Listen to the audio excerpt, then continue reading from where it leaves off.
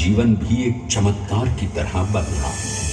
क्लीडर का इम्तिहान पास करके वो वकालत करने लगे। पहले गोधरा, फिर आणंद और उसके बाद अहमदाबाद में। मगर जल्द ही वकालत छोड़कर वो बैरिस्टर बनने की इच्छा से इंग्लैंड चले गए। लंदन में बैरिस्ट्री में अव्वल आने और वजीफा जीतने वाले वो अनोखे भारतीय थे। अब तो अहमदाबाद की वरिष्ठ अदालत में बैरिस्टर पटेल की जिरह और जीतों की धूम मच गई।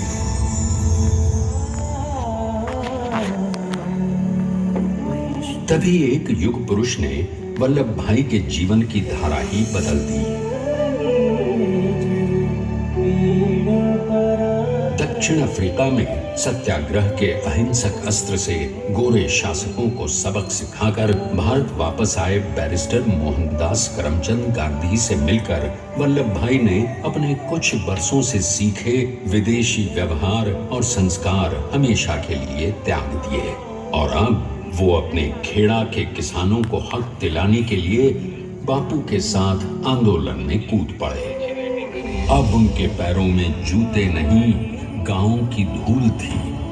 हृदय में भारत भूमि की शस्य श्यामला धरती। मन में थे गांधी और मस्तिष्क में एक नए स्वतंत्र भारत का सपना।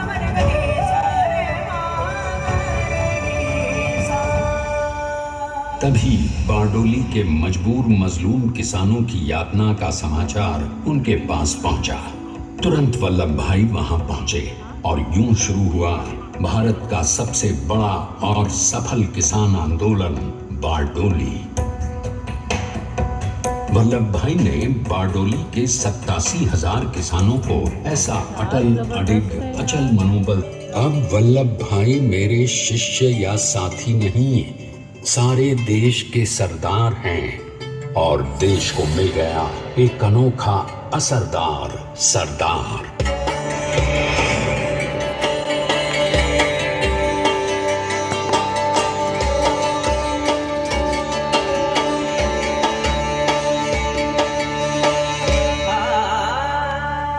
सरदार पटेल के नाम और देशभक्ति से अंग्रेज डर कर कांपने लगे। 1930 के नमक सत्याग्रह और दांडी कूच में वो बापू से भी पहले गिरफ्तार किए गए। तो सन 1932 में फिर उन्हें बापू के साथ ही जेल में 2 सालों के लिए डाल दिया गया।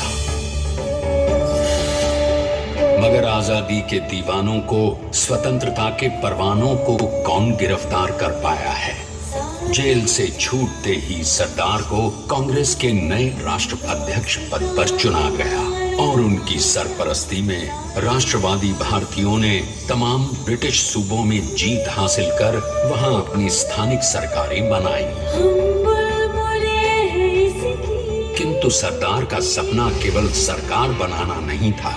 उनका स्वप्न तो था एक ऐसे नए भारत का जहां हर रंग, हर रूप, हर जात, मजहब, तबके का हिंदुस्तानी एक साथ मिलकर एक ऐसा नया भारत बना सके जहां पूर्ण स्वराज के साथ सारे समाज को गरीबी, अशिक्षा, छुआछूत से भी आजादी मिल जाए। इसकी पहली रणनीति थी भारत को अंग्रेजों की गुलामी से आजादी, ताकि भारत के लोगों की अपनी सरकार सबके साथ और सबके विकास के लिए काम कर सके। संघर्ष की रणभेरी बजी। 3 सालों के लिए सरदार पटेल को भी सत्याग्रही नेताओं के साथ जेल में ठूंस दिया गया। 2 सालों के बाद अंग्रेजों को बापू के सभी शिष्यों और साथियों को छोड़ना पड़ा।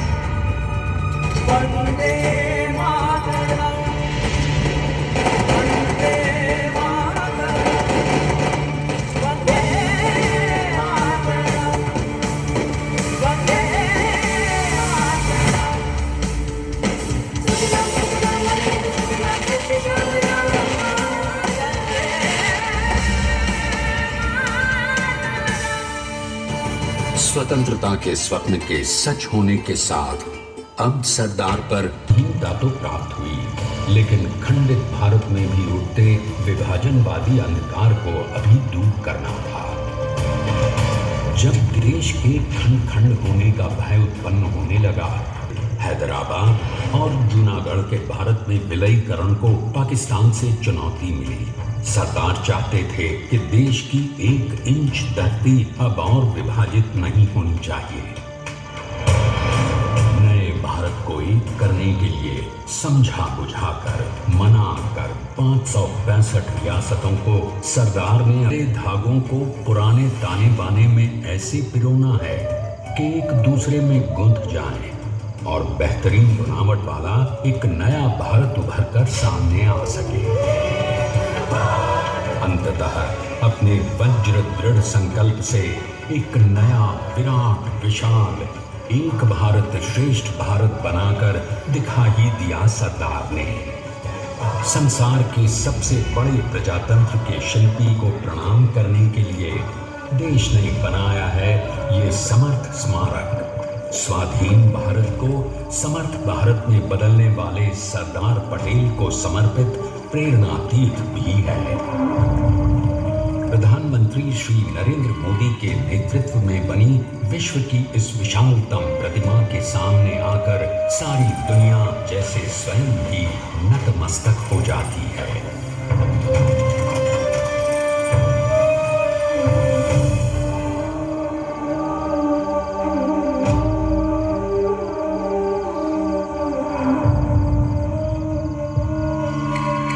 देश को बना गया वो अमित अटल।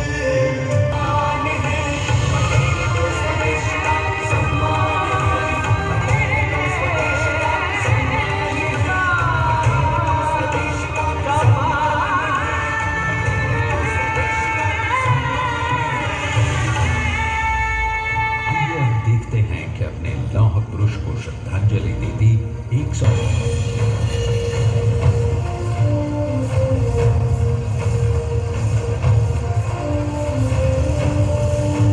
गगन छूती इस अद्वितीय अभूतपूर्व प्रतिमा को बनाने के लिए सबसे पहले नदी पर 4500 क्यूबिक मीटर का राफ्ट बना और फिर सीधा 600 फीट का कंक्रीट का कोर बनाया गया।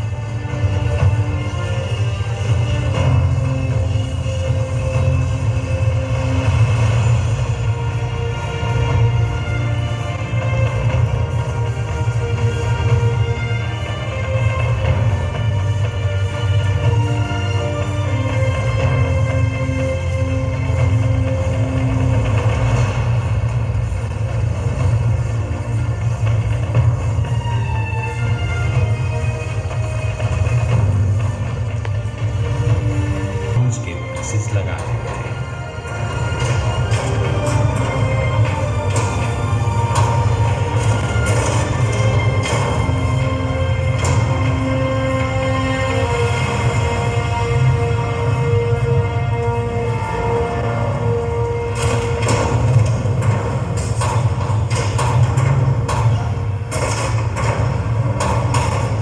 आप सोचिए कि 182 मीटर ऊंचे इस भव्याति भव्य स्मारक के निर्माण में कितना सामान और मेहनत लगी।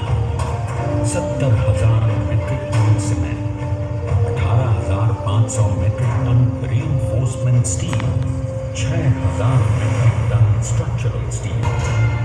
स्टैच्यू ऑफ यूनिटी आज एक वर्ल्ड आइकॉन है और इसे मुमकिन बनाने में एक सेकंड भी ब्रेक लिए बिना देश भर की टीम्स ने 24/7 काम किया। 250 से ज्यादा इंजीनियर्स, 4,500 से ज्यादा स्किल फोर्स और कई लाख मानव दिन। हम गर्व से कह सकते हैं कि कुल मिलाकर स्टैच्यू ऑफ यूनिटी के निर्माण में 95% माल सामान, मजदूर, इंजीनियर्स और एक्सपर्ट्स थे भारतीय। जानते हैं कि 182 मीटर ऊंची इस भव्य प्रतिमा को बनाने में कितना समय लगा। डिजाइन के लिए 12 महीने और निर्माण के लिए 34 महीने, यानी कुल मिलाकर केवल 46 महीने।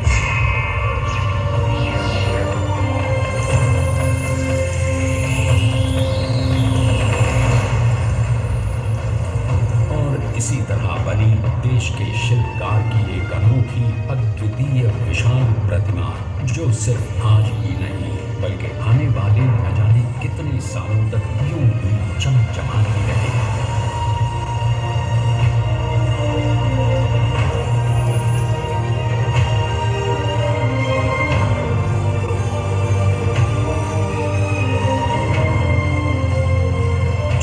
महीनों तक लगातार बिना रुके एकजुट होकर न जाने कितनों ने परिश्रम किया और उनका साथ दिया भारत की 125 करोड़ जनता ने। और तभी मुमकिन हो पाया एक ऐतिहासिक निर्माण जो आज कहलाता है भारत की नई पहचान। स्टैच्यू ऑफ यूनिटी, विश्व की सबसे ऊंची प्रतिमा। सरदार ने अपनी गंभीरता, शालीनता और दूरदर्शिता से एकता का स्मारक है, एकता का संदेश है कि भाषा अनेक, भाव एक, राज्य अनेक, राष्ट्र एक, पंथ अनेक, लक्ष्य एक, बोली अनेक, स्वर एक, रंग अनेक, तिरंगा एक, समाज अनेक, भारत एक, रिवाज अनेक, संस्कार एक, योजना अनेक, मकसद एक, कार्य अनेक, संकल्प एक, राह अनेक, मंजिल एक, पहनावा अनेक, प्रतिभा एक, चेहरे अनेक, मुस्कान एक। ये एकता का संदेश लेकर के हम चले। और भाइयों बहनों, ये भारत की विशेषता है, विविधता में एकता। यही भारत की विशेषता है।